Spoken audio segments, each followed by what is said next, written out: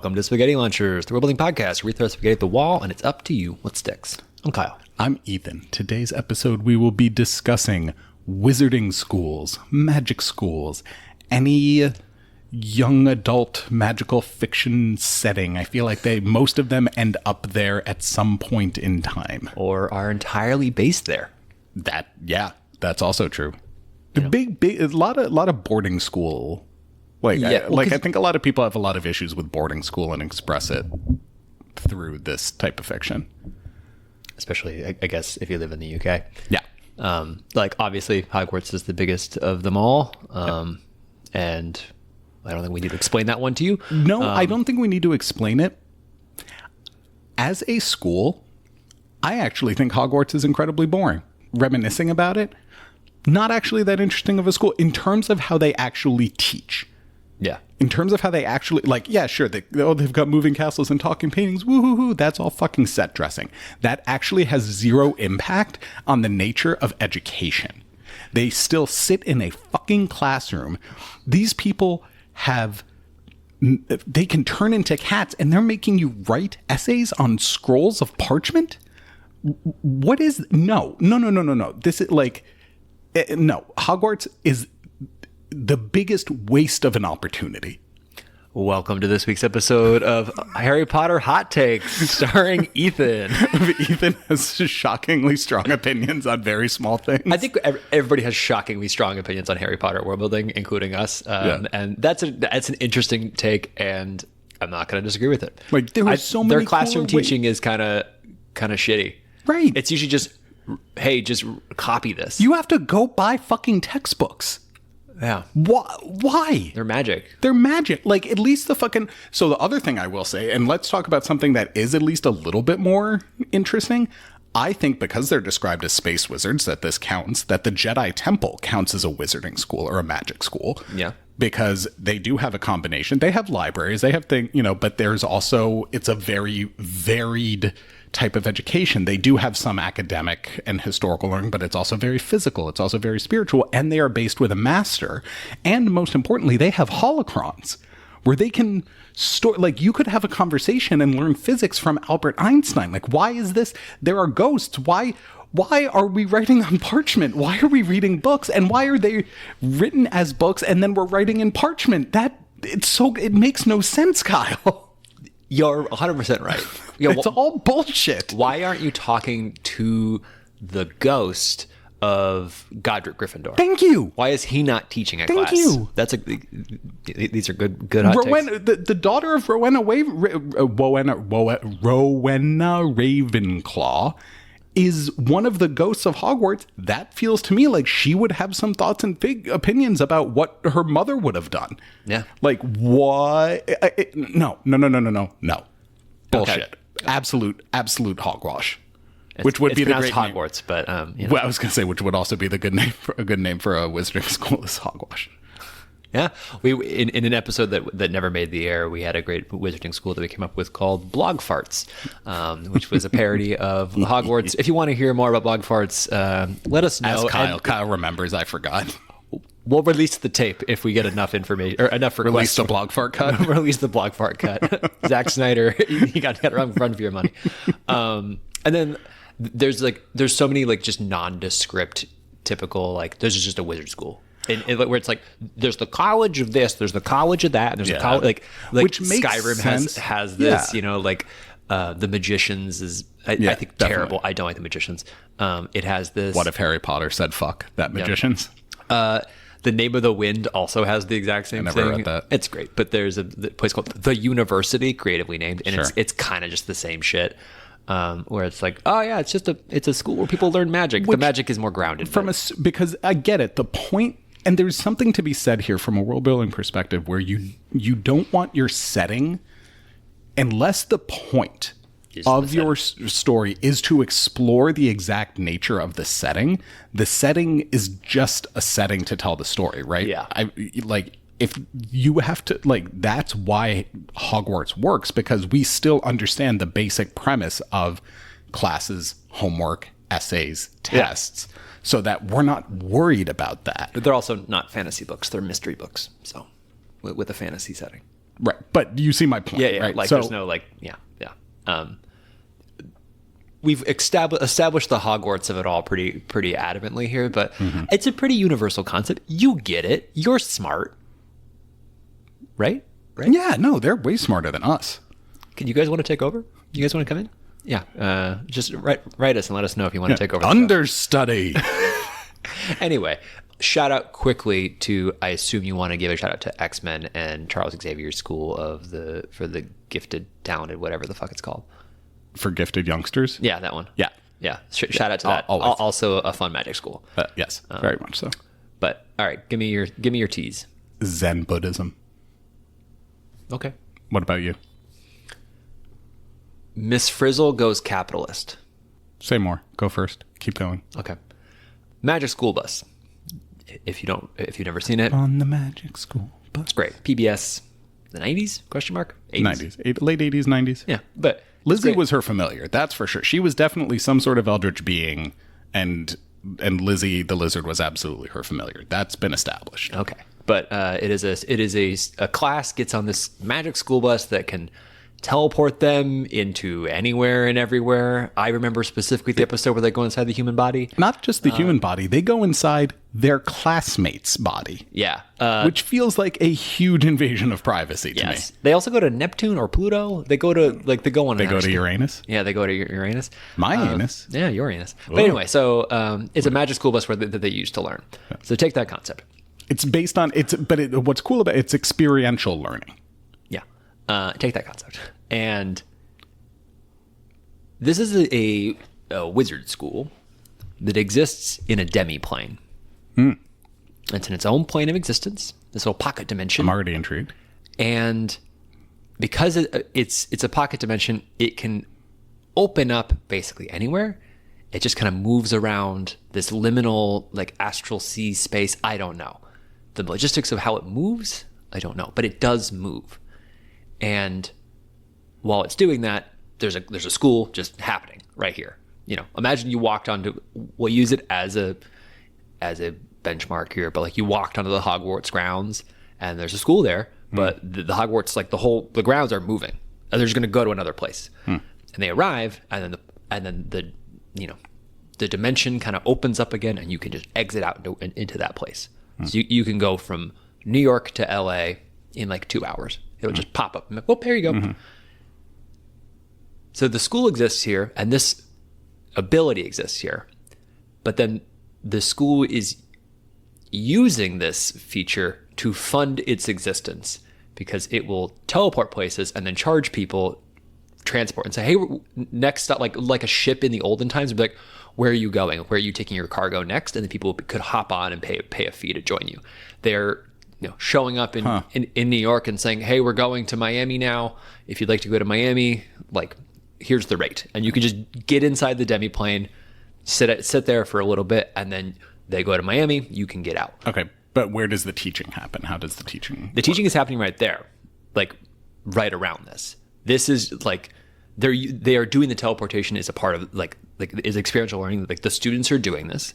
The school is existing like as a part of this demi-plane. So it's like they're all coexisting. But the point of it being that like there is a public dynamic with the school. I'm not so focused on the mechanics of the school itself. I'm focused on the way the school is interacting with the greater world, because it's also these opportunities for people to understand these wizards and to meet them, and for these kids to meet people and to talk to them and learn from them as they come through, because that's part of the experience. Is they come in and they'll sit down, they'll chat with them, like kind of just get like socializing them a bit with the regular world, but then they're also frequently moving to new locations to learn stuff at that location.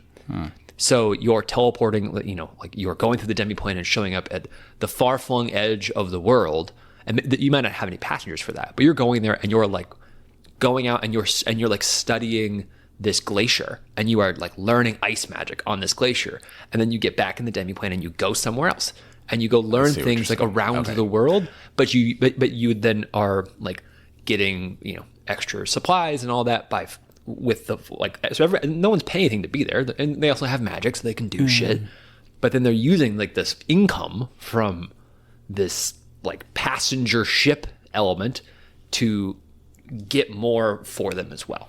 So I am sort of envisioning this. I see what you're saying, and I like it. I think to tighten it a little bit, what if it was whoever you're traveling with, whoever is the person, you know, the ice mage that needs to go to the glacier for some reason. Yeah. It is experiential learning in that they are the teacher. Yeah. And so it is very explicitly every day, just like Miss Frizzle would take you to Neptune, they have to go. They might be a science researcher, they might be a soldier, they might be a whatever their profession is, they're going to learn how to do that thing. So you might have kids assisting a demon hunter hunting a demon. Interesting. Like they are helping them do their jobs. Yeah. It's like like a large scale apprenticeship program. Yeah. Almost, but it's just all centered around magic. All centered around magic, but just different every day. So there is someone coordinating who the different people are. Yeah. So it's all field learning. But like if you might go and do an archaeologist, you know, do magical archaeology in the sands of Inthenior. I'm making shit up. But then, you also have to learn about sealing magic because someone accidentally releases the ancient mummy king. And so you have to reseal. I thought you meant sealing like the thing above us. And I was like, sealing magic? What the fuck are you talking about? Kyle's brain is experiencing technical difficulties. It's the most limited form of magic possible. It's actually very important. I mean, how do you... I don't understand architecture enough to know. But what do you do? But you only can move ceilings. You can't move walls. You just move ceilings. Dude, intense levitation. Yeah, but then you can't move floors either. So you can only move the ceiling, but you can't move it above the floor above it. I'm saying that I think that would take more work than you're giving it credit for. True. Sure. That's what I'm saying. Don't put yourself down. I'm not. I'm putting ceilings down. When I should be putting them up. They're above. Yeah. They're by nature they're up. Yeah, but when you put a ceiling down, it just becomes a floor, man. Fuck. Well, it depends on what side of it you're on. Ceiling temporarily floor. Apologies for the convenience. Shout out to Mitch Hedberg. I think that's really cool. Not having it be structured classrooms that you then happen to do field trips where it's everything is experiential. Right. Especially if it's a demiplane, they can be somewhere new every single day. And the wizards need this demiplane to get to where they're trying to go. Yeah. So like that might be the only way for the archaeologist to reach, what did I say? The sands of Inthenior? Inthenior. Yeah. Yeah. And you can still be capitalist and charge people for the access and blah, blah, blah. Yeah. I think that is... And there are chaperones. Yes. They are... And like, they're not necessarily always going from like place to place. It's like a population center. So it's like, if you're at a population center, you might scoop up people and then go to another population center and like adjust the schedule for a couple of days just to kind of like get some people moving around, make some money, resupply, and then you spend like 2 weeks out in the middle of nowhere going to these remote places. And I don't think you need to go to a different place every day. You could stay the same place for a couple of days, as long as you have like enough of an itinerary to do. I think it'll depend on the nature of the task that the instructor wizard needs to complete. Yes, and then, but my point being that like some days you might not be doing field work. You're like, well, on day one we went to the archaeological site, we saw it, but like. And we taught kids how to do it, but like the older students, they can continue to help us because they have the skills to do it. The younger kids have learned what they need to learn. Now we're going to send them back to just do some reading. Yeah. So day 2, they're not going to help. They're just going to read. And you can kind of divvy up like, much like in, say, Harry Potter, where you have the different years having the different classes and stuff and like different level of responsibility, or like any schooling. You do the same thing where you segment it and you say, kids like under this age, you're going to go this way. Kids older than that, you will go this way. And then you have other professors or teachers who aren't like, this isn't their gig. They're not the archaeologist. They'll be chaperoning. They'll be like, I'm on duty to make sure that like you guys don't go get lost in Inthenior because you'll die. Right. Unless you're a trained mage and you aren't trained yet. You're learning. think it's pretty cool. I like that. No, I like the use of, I like the experiential learning. I like that it's still got a group. You know, you could still do a set a story there because I think it is still analogous enough to standard Earth education. That was a sentence I wasn't expecting to say today. That, like, you could still have someone show up there and be like, oh, today we're going to San Seventheni, or tomorrow we're going to the moons of Blagdor, and today we have a substitute, so we're gonna watch a movie. Yeah, we're gonna stare at this crystal ball for a while. But you could, it still holds enough of a structure that it is relatable. Yeah, that it's intuitable. Yeah. And I guess I want to emphasize or kind of like more explain the public element that I'm trying to bring into it, which is that I like the idea of a wizard school that doesn't feel remote or set apart. A Hogwarts or a Professor Xavier school or whatever. Like, these are places that are like any magic school is like this foreign place that's far away and removed and very exclusive. And I wanted to make it where like you can absolutely interact with these people. They will come through your town. And you can meet them, you can walk in, you can actually enter the grounds, and like you can explore a bit under limitations, but creating this like this give and take where they're not feared in the same or they're not like that they can create a relationship. They're not isolated. Yeah, and they can create a relationship with people, and people might learn to fear them, being like, oh, they can do some crazy shit. This is powerful. But they also learn to love them by being friends with them or by having pleasant times with them. And just creating that dynamic, which I think is often lost in the wizard schools, that they're often just like college towns, as opposed to like a city university, and like having a university in a city where the kids don't really have as much of like a campus life, but they're ingrained with the city more, and they have jobs and internships, and like they're like more of a part of the fabric of like this bigger community. Yeah, it's a city campus, like an NYU or a Georgetown or a GW or a Georgetown, where like it is part of this thing. It is, these things are you cannot live in this area without interacting with them in some way. And in this case, for better, for worse, it doesn't matter where you live, you have the opportunity to interact with them because they'll come through as a group, and they might do like a lesson, which is just, we're walking through this major town going to a blacksmith because we're going to learn about like smithing for a day as a part of a bigger lesson we're doing on some like magical concept. So we're going to go like see the practical versions of things, or we're going to this library that the king has. So we're going to go to the king's castle in the capital, and we're all going there. Come on, and you just kind of march around the town, and then you like interact with random people, and then grab people and be like, hey, we're going to the next town. You guys, who wants a ride? Get on in. It's gonna cost you 5 gold. Right. I dig that. I like that. Yeah. I like both of those. And then both of those elements of it. I'm gonna finish my thought. I'm sorry. And then I'm liking the idea that like inside the grounds, like near where like the entrances to the demiplane, there is like a waiting room, like a lounge, which is like this is where the travelers get to hang out. Like this is where you sit and you can kind of just like look over at our school. But like if you just want to chill, and you're like there's a quick trip, here's your airport lounge. I like that. Just we'll be there in just a few moments. Or like little magical vendors and food shops. And like that's selling absurdly expensive wands that have no real value. Yeah, it's like when you're in a train station. Yeah, it's kind of just that. Yeah. There you go. I like that. Have you flown through Dubai before? No. Dubai, I always love when people are like, oh, it's such a great airport. I'm like, it's not really an airport. It's more a mall that just happens to have flights coming in and out of it. I've flown through Doha, and Doha's very similar. It's the same, where it's like, this is a lot of fucking stores. It's like, and they're all really fancy. Exactly. And it's like, this is I know this is technically an airport, but technically it feels more like, just like a center of commerce. Well, it's like the airport is like on one side, and then there's nothing there but gates. But there's like 50,000 of them, and then there's just like, here is where you would lounge, and here it's all commerce. Right. And it's like there's no mingling. I'm getting a similar vibe, except if you mingled them.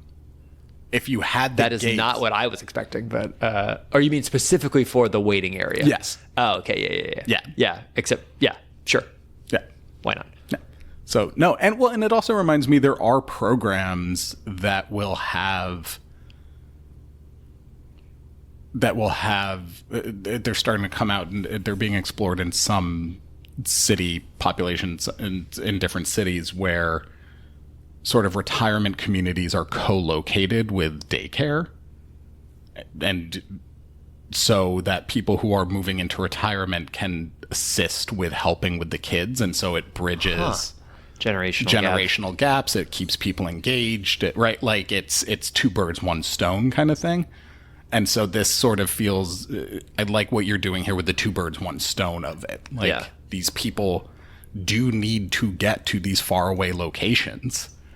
And so we're going to take you with these people that are already going there. Yeah. And they're going to go there quickly. They're going to go there quickly. They're going to interact with you. And then you're going to get your own experiential field learning. And then you're going to go and interact with other people. Like just the very fact of keeping learning grounded with real people is very cool.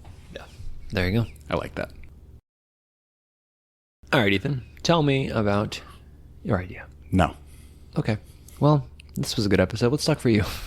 So I am actually going to pivot very quickly. I'm going to 86 the Zen Buddhism idea, because I was thinking through basically the idea of it was just going to be you kind of fucked me over. It was going to be how do we evoke magic out of ourselves and then sort of learn to control it more not through study, but through meditation and emotional understanding. But then you mentioned the fucking Xavier School, which is sort of the same thing and sort of undercut my whole idea there. So fuck you. This whole time you've been being like, fuck, I don't have an idea. Yes, no, I have. Except I did have an idea because me. Yeah, we usually come with multiple. We do. This is an idea. So this school is a little bit inspired by the Jedi Temple. You know, I like the idea of a master and an apprentice, right? This is a very fundamental idea let me rephrase.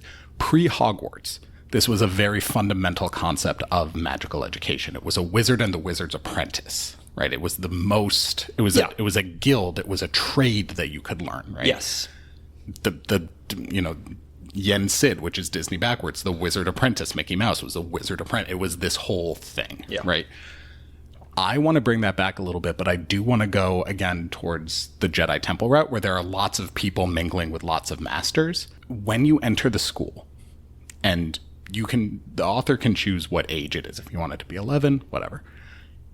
That was the only option. If you want it to be 11, whatever. If you want it to be 11, 15, 17, 20, I don't care. Okay. Make it up.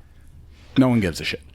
What I want is for the master that you are paired with to be a future version of you.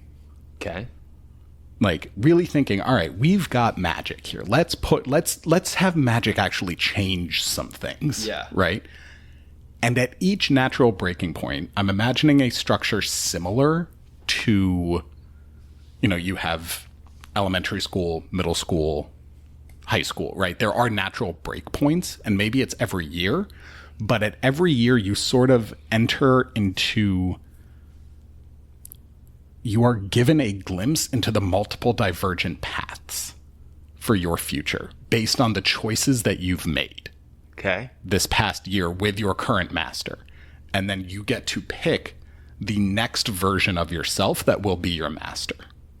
Oh, okay. That really brings this idea home for me, because I was like, okay, yeah, this feels similar to like a thing we did once before, but then it's the iterative, it's the branching reality, and it's every year you do it again, where you say, all right, now here's another choice. Right. It's like a video game dialogue tree, where it's basically, yeah. But you do that for your own life once a year, and it's all like, yeah, and you choose. I want to go that route, and then the version of you that is that version. It's like. It exists only because of the choices that you've made in the past year. Yes. So they just predict and play out every future in a multiverse, basically, and then tell you, and then are like, this is the version that. Or they're magically, literally plucking that version of reality from the multiverse, and pulling it to teach you for a year. Yeah. and then you going through and making the choices that you make, you're not guaranteeing that you're going to become that person. Yeah. They're just the ones teaching you. You're still an individual making your own choices. And you have different experiences leading up to that than they do. But that's really cool, because then you get to constantly kind of like imagine when you have a ball of snow and you're like, moving around your hands and you're just polishing the different edges and all that. You're just doing that constantly where you're polishing. You're like, oh, I kind of want to compensate a little bit this way. I'm going to polish a little bit more on this side. I'm going to get this thing now and this thing, and just slowly polishing the whole thing until you make a perfect snowball. Yeah. Like you just, and sometimes it breaks. Yeah. And sometimes you fuck it up. If you press too hard, it just like, pff. Or you have like kind of weird shape because you went too hard with one specific pathing that you didn't pick any balancing out paths, so you just went too far in one way, and then it's just electives are important. Yes, electives are important. All equal education. Correct. Pick all the things, become a well-rounded individual. The liberal arts, baby. Or don't, but do so. But do so deliberately. Yeah. Like you have the potential. Now let's bring in the annoying PTO parent. Very deliberate use of the word potential there, I'm assuming, on your part. I don't even remember using the word potential. You just said potential. I don't remember. The annoying PTO parent coming in and saying, oh, well, I know what's best for my child. I should pick their curriculum. And I should pick the future version of them that teaches them this year. Does the child, like, is there a friction for the kids picking it versus anybody else?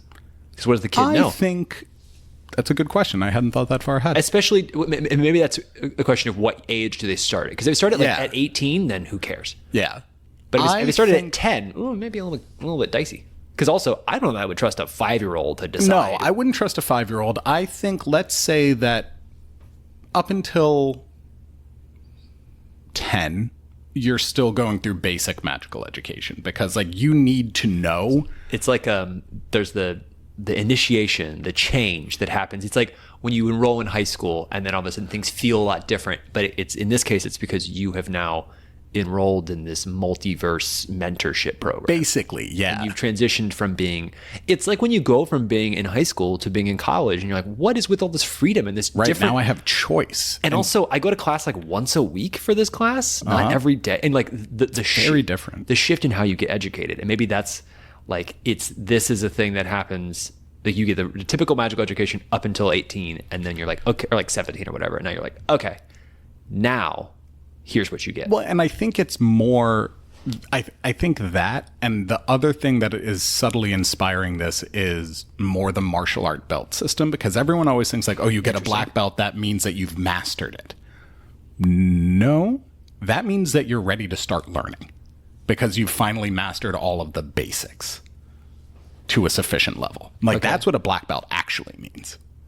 Not that you have mastered karate. Yeah. It means that you... I have, though. I know you have. You practice in front of the mirror a lot, so... Every day. Every day. I don't do my job. I just do karate. Karate. Like a Pokemon. I just say, karate. Karate. My apartment's just mirrors for this exact reason. I know, it's weird. It's very weird recording in here because of that. But so I think like that education is meant to get you through the basics so that you are ready to then start learning. Yeah. Okay. And then you start branching out. And so are there parents that might be involved? I think, yeah, probably.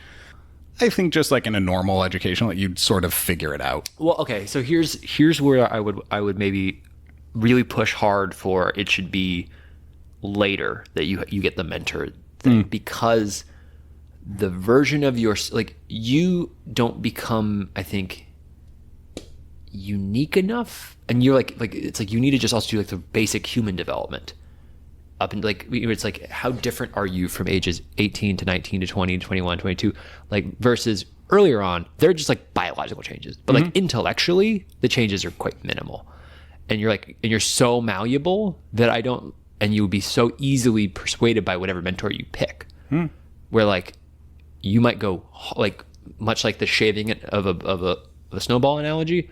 You'll like that if you're like 15, that's like taking a fucking whole razor blade through it, versus later on you can be like a bit more gentle because your brain development. And that's like, you could, this is world building, you can do whatever the fuck you want, but I'm just saying. So maybe the rule is 2.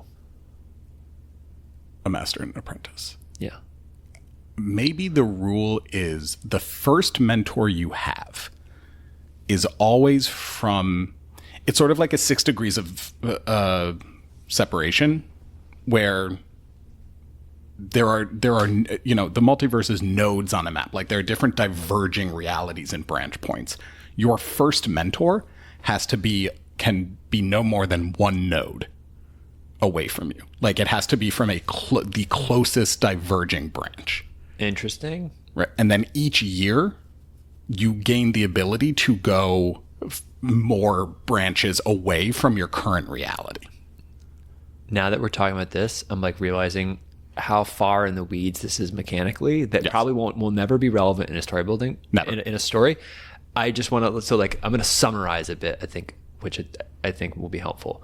That from like a world building perspective, how this would manifest is you have a mentor. Mm-hmm. That mentor is a future version of you. Correct. And every year you get to choose which future version of you is your mentor for that year. For the next year. Correct. And like take the image that I think probably anybody can have of that, like, in a movie or TV where someone sees the alternate realities of themselves. Yeah. And they're all in the room together with you, and they're all like interacting with the character and like, the fantasy of it, and just put that into your world. Absolutely. And make it like a systematic process and not like played for laughs in any way. Yeah. And you're done. Like that's literally it. It works super well. And I think all of the mechanics of it are just kind of like, they're fun for us, but like, they're not relevant really in a world. And it creates the opportunity, I think, for some interesting storytelling, because are you choosing someone because you want to be like them, or because you want to avoid being like them?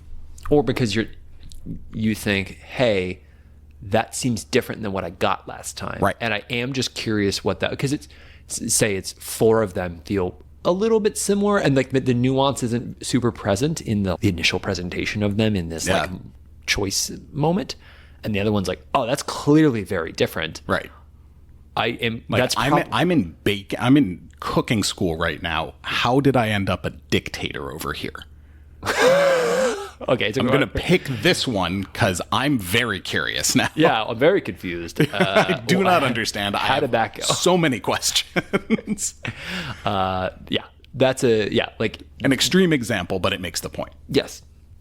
But yeah, so that's the idea of the school. The school is very much structured generally day to day, like the Jedi Temple. You do still have some classes and stuff, but each person is paired with a master, with a mentor. Yeah. And that mage is a future version of themselves. Kyle, press start on that microwave. Beep. Okay, so similar to my concept earlier, where I wanted it to be like the like a place people can interact with in a way. I was thinking this is very steampunky. Trains. So trains. There is a big central train station tower, whatever. This big building at the center of the world, essentially, which is this wizard school. Yeah. That is the hub of all train traffic, because they are the ones who invented the trains and they run the trains, and the trains power much like an elevator or like any sort of that kinetic energy that's being built. They're using that to power a variety of like magical apparatus that are within this magic school. So they're like there's a give and a take, but then they are also like venerated. They have created a situation where they are seen as like deities because they are operating this grand thing and they are the center of it all. I like that. Yeah. That I had a hard time deciding if that was my main idea or my this one. I have questions. I would maybe one day we'll do a sequel and this will be the main idea. And that would be because I have a lot of questions, and it also very steampunky. It makes me think like, oh, you could also do this like the clock minder, right? Like whoever. Yeah, there's definitely a great clock tower. Like, there's a big ass clock at the top. Like it's there. I'm kind of envisioning it now. Yeah, me too. I'm liking it more the more I sit with it. Yeah. But all right, minutes up, go. Ding. Why? and I know it's young adult fiction. I don't care. It's always fucking high schools. I'm so tired of high schools and colleges being like the standard for, like, what does a PhD program look like for in a magical world? That is my, I want to get down deep into that. Okay. I want it to be a combination of, you have these absurd philosophical studies and also very, very intense field work. I want to get people out of the classroom, and I want there to be a final project. And that is what I like most about this, is that the master's and the PhD part of it, the final project, if you think of a mastery, a master's program is like you're supposed to master your subject. The PhD is you're supposed to add to the field. So if you are like, is your final project, are you creating a living being? Like, what are you doing? You create a new spell? Yeah. Like, how do you every new spell is just a creation of a PhD student. Exactly. I like it. That's it. It's the same. You could apply it in literally any magic system. Just go another step further. Correct. And explain it. It's because that actually came about of the origin of, I was an idea that I had for an origin of monsters episodes, where all monsters are just failed experiments. Yeah. Yeah. Cool. That's it. So just masters and PhD programs. I'm sick of the fucking high schools. I want some masters and PhDs. I want to see how magic is created. I want to see how it's evolved. Like, that's what I want to see. Cool. I like it. All right. What's stuck for you? I really like that idea.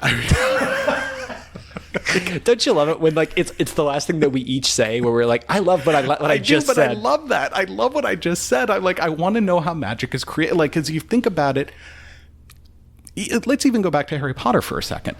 Right, Snape in the Half-Blood Prince, you find out he invented the Sectum Sempra spell. How did he do that? What was the process of doing that? I want to know more about that. That's the only spell we hear of being invented in Harry Potter. Yeah. Everything else just sort of exists, right? So I really like that. I also like, I'm big on field learning. I'm big on experiential learning. So what you did is right up your alley. Right up, like, the learn by doing. It's the, I don't want to learn about, I'm sticking with the glacier thing. I don't want to learn about ice magic, making snowballs in a classroom. Yeah. I want to learn about ice magic, like trying to stop an avalanche. Yeah. Like, very, like that, it's sort of like, I don't want to learn about chemistry in a classroom. I want to learn about chemistry doing food or being a mortuary or something, right? Like, something practical. Yeah. I like practical education. So that's where you're sticking with me. Okay. What cool. stuck for you? I am questioning, do I regret my choice for which was the main idea? Because I really, as I was explaining my train idea, I was like, I do like this a lot. I do want to talk about it now. So it's sticking with me because it's like, it would also fit with the Magic School Bus theme. Yeah. A little bit. I was on the train while I was thinking up my ideas today. Can you notice? I wasn't. What's your magical school? Overpriced hamburgers. There were no hamburgers. It's the metro. Education. Oh, so it's just a disembodied voice shouts instructions at you. But what I was going to say is that what stuck for me is like the fact that I want to keep going with that idea, which is always a great sign of an idea. It's like, oh, I want to investigate that further. So that one's definitely sticking when for you're me. Teetering on the abyss of about to fall deep into the abyss of imagination. Like, yeah, I love that feeling. I'm like, ooh, I'm there. I'm like, oh no, we got to back out. And then I think it's the idea of having the annual choice to pick which version of yourself is going to teach you is really cool. And because I love the visuals of it, like in my head, it's such a perfect visual in like a video game in particular, but like it doesn't really work for the story. Like the story of a video game, it wouldn't really work that well necessarily, but like just seeing the 5 different versions of you, like which one do you want to be, and then doing that again, like next level or something in a video game. I think that's a really cool take on the multiverse, where it's not fighting the fact that there is a multiverse. It's like in the most recent Spider-Man movie where they embrace the multiverse. They have 3 versions of Peter Parker together. Yeah. And they're talking about their differences and their similarities. Yes. I have not seen this. This is just from what I've heard. From me, I think specifically. Yes. And I really enjoyed that. I think this hits on that in a really good way, that like that type of storytelling is compelling as shit because it's people who like have the absolute best interest in mind of that person because it's them. Right. Like we are the only people who have our own interest in it, like truly. Or should. Yeah. Ideally. So it's like having multiple versions of yourself who are like who are advising you. Incredible. Yeah. No, it's like it's an expression of that internet, Reddit question of what's the one piece of advice you would give to you at 15? Yeah. Yeah. But imagine if you could do it at 15, 16, 17, and 18. Yeah. So, yeah. Anyway, well, that's what stuck for us. Let us know what stuck for you. Thanks for listening. Class is dismissed.